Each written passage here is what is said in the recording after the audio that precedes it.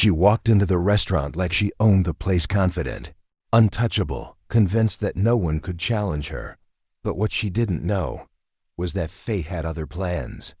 When the owner finally stepped forward, he didn't just put her in her place, he taught her a lesson that no amount of money could ever buy. The evening rush at Harrison's, an upscale steakhouse in Chicago, was in full swing.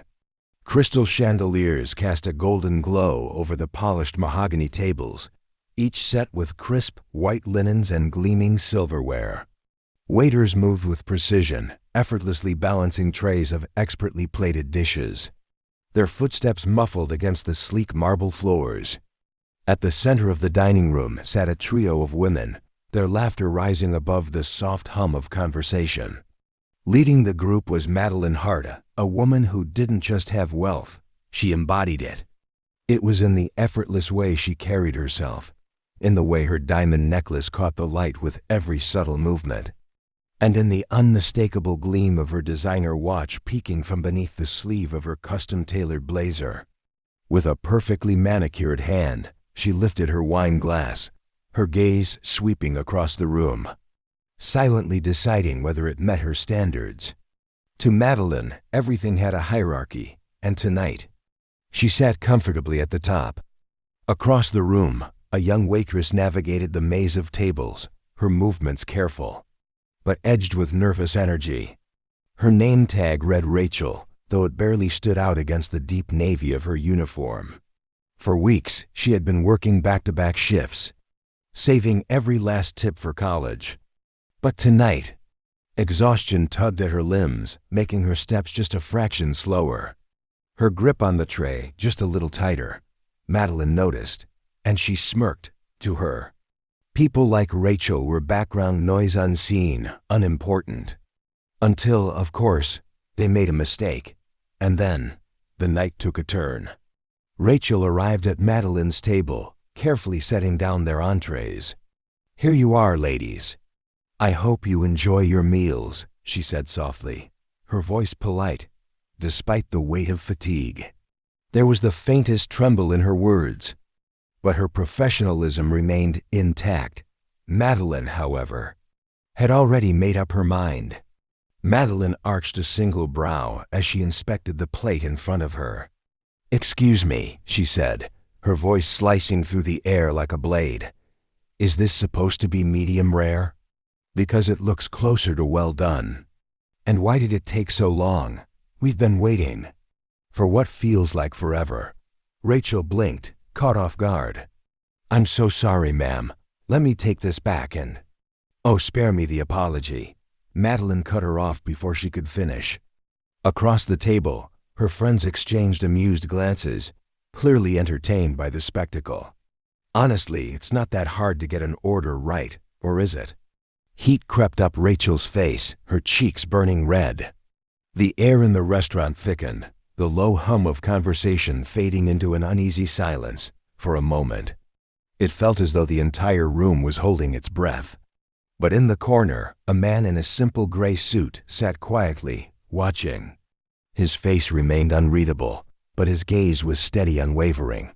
The moment wasn't over. And what happened next would change everything. Rachel's hands trembled slightly as she carefully lifted the plate from the table.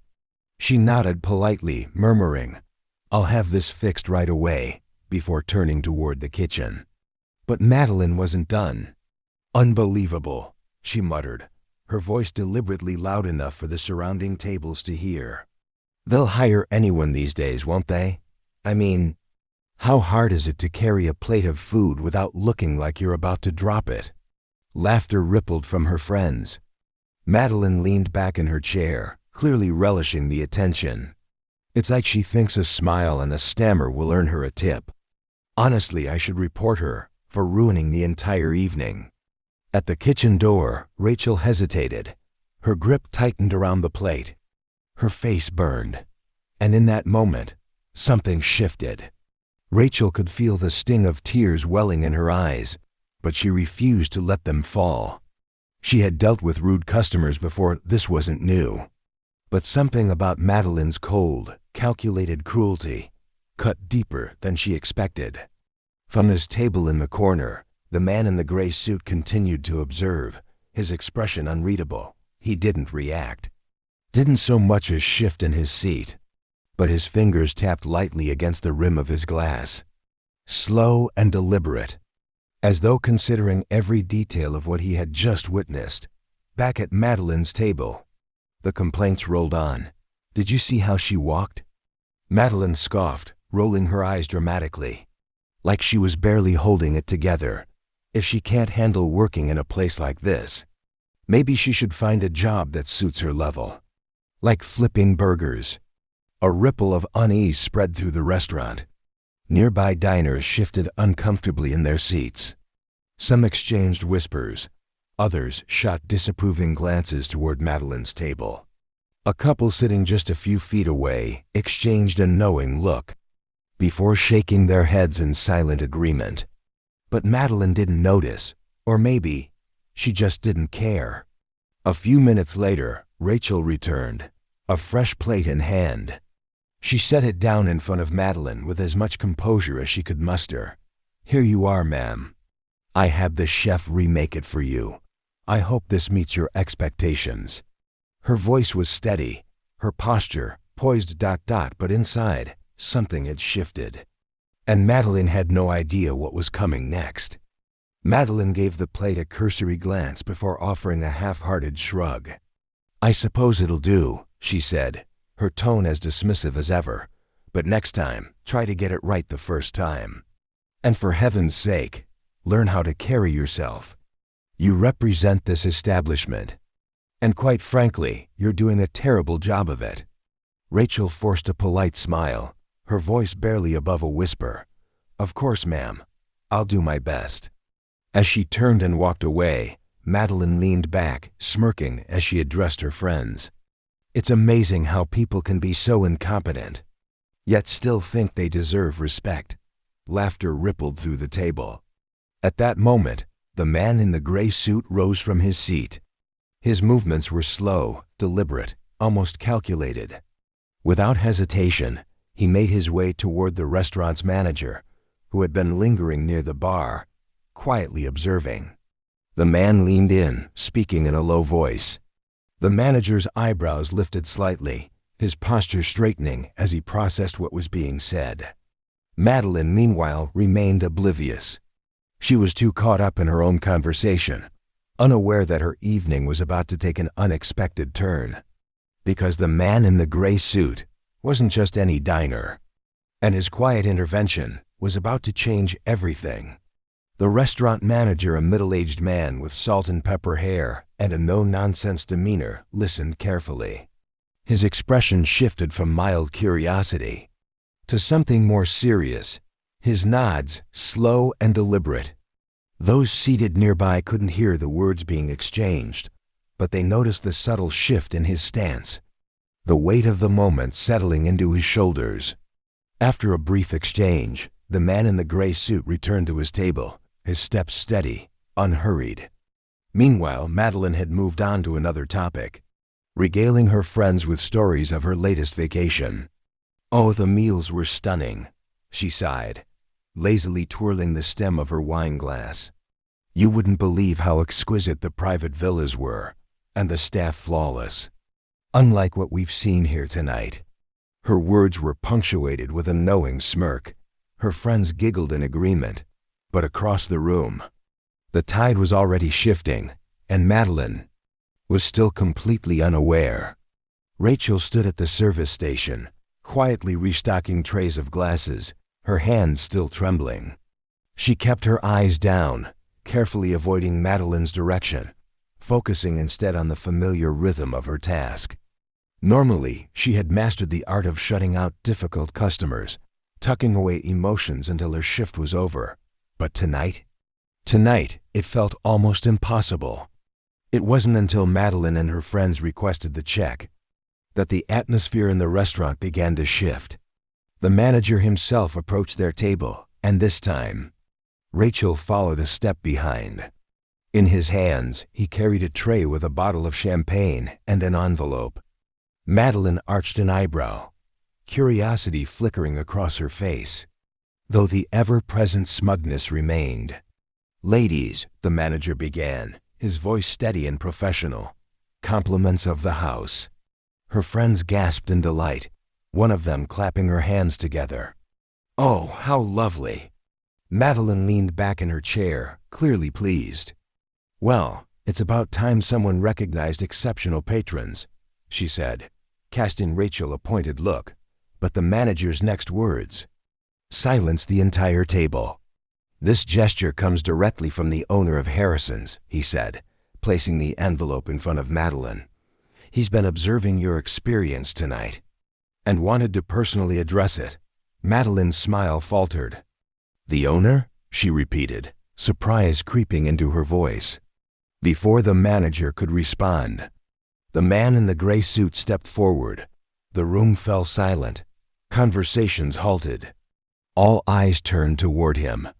He stood at the edge of the table, his posture relaxed, yet commanding.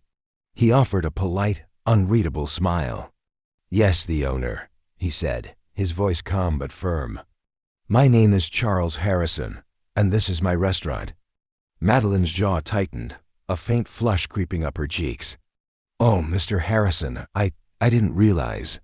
And for the first time that evening, she had nothing else to say. Madeline trailed off, clearly scrambling for words. Charles gestured toward Rachel, who stood quietly to the side, her gaze fixed on the floor. "Rachel here happens to be my niece," he said, his tone still calm, unwavering. "She's one of the hardest working people I know, and I take great pride in having her as part of my team."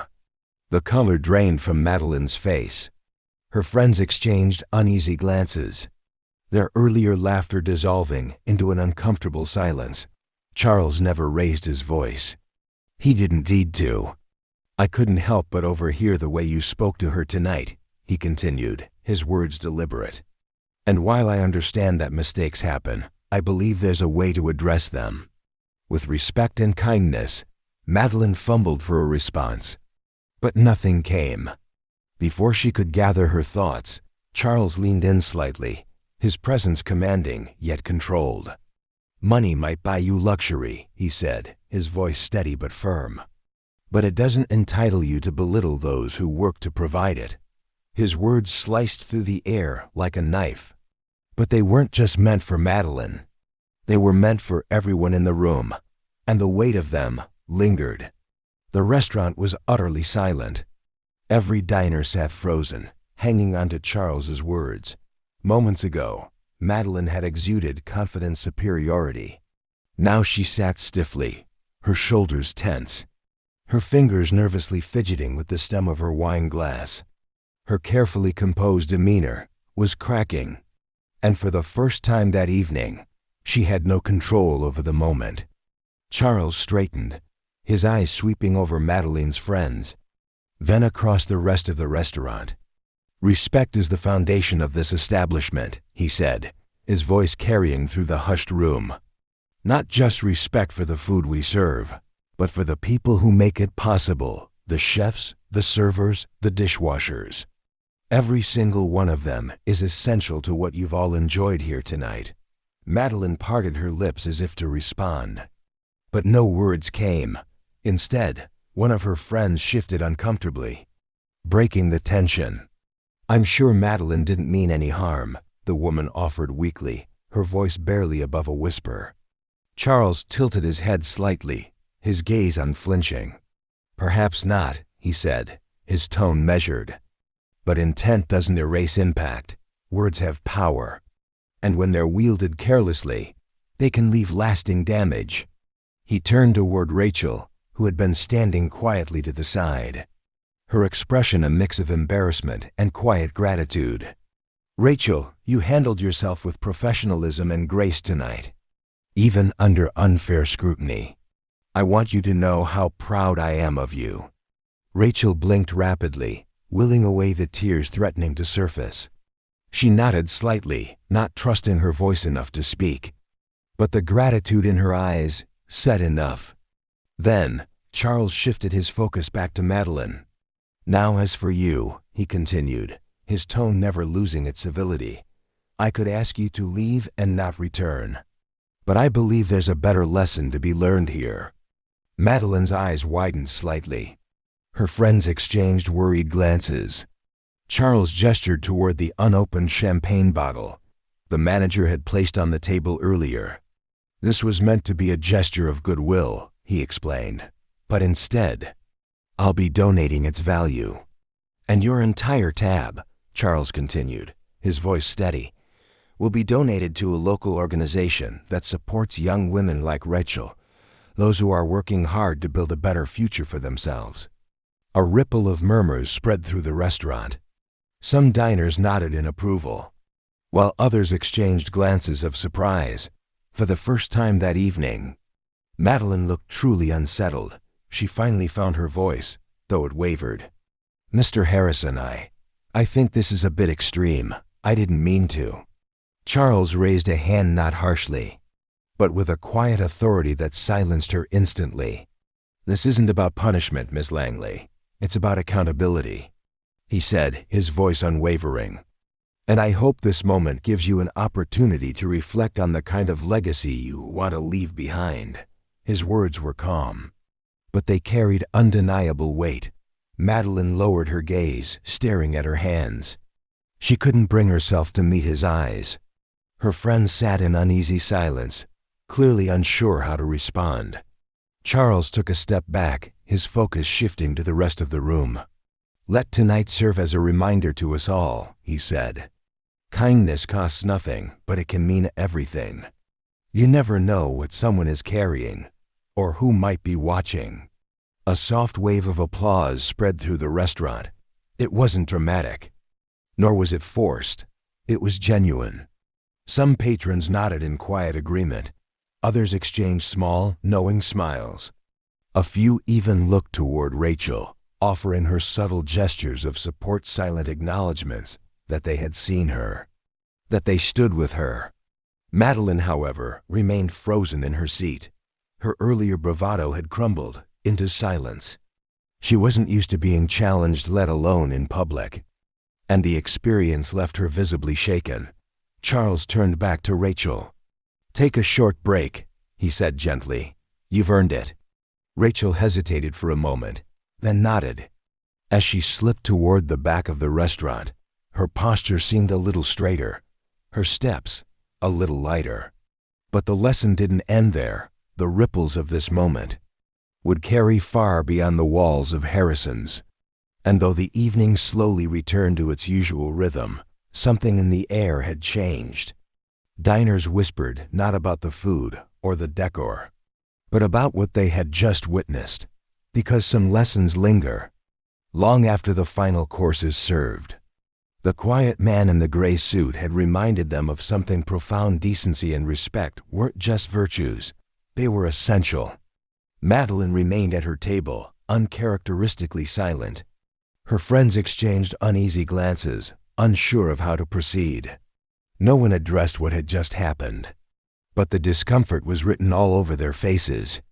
Madeline stared down at her untouched plate, but she wasn't thinking about the meal. The taste of humiliation was stronger than anything she could have ordered. At the back of the restaurant, Rachel leaned against the wall near the kitchen, taking slow, steady breaths. The adrenaline of the moment still pulsed through her, but she was grounding herself, letting it settle. Her manager approached with a warm smile. "You handled yourself beautifully tonight," he said. Not many could have stayed that composed. Rachel nodded, her voice soft but steady. "Thank you," she replied. "I didn't think anyone noticed." "They noticed," the manager assured her, "especially Mr. Harrison." Out in the dining area, Charles Harrison returned to his seat, casually sipping from his glass of water, as if nothing extraordinary had happened. But the atmosphere around him had shifted. A few patrons passed by his table on their way out, offering polite nods or quiet words of appreciation. One diner, an older gentleman, paused briefly.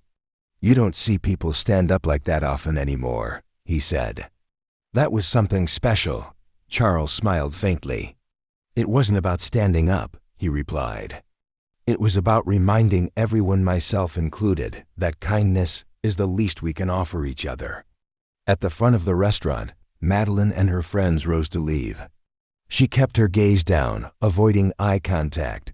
Her confident stride had been reduced to a tentative shuffle. At the door, she hesitated. For the first time, she looked back at the room she had once commanded with ease. She seemed smaller now, quieter, less sure of herself. But there was no malice in the gazes that met hers. No gloating. No scorn. Just a shared understanding. A collective hope. That maybe, just maybe, she had learned something tonight. She'd walk away from this moment a little different. Outside, the night air was crisp, and Madeline paused on the sidewalk. Her friends hovered nearby, offering quiet words of consolation, platitudes that rang hollow. She waved them off, muttering that she just needed a moment. For the first time in a long time, she didn't have the right words.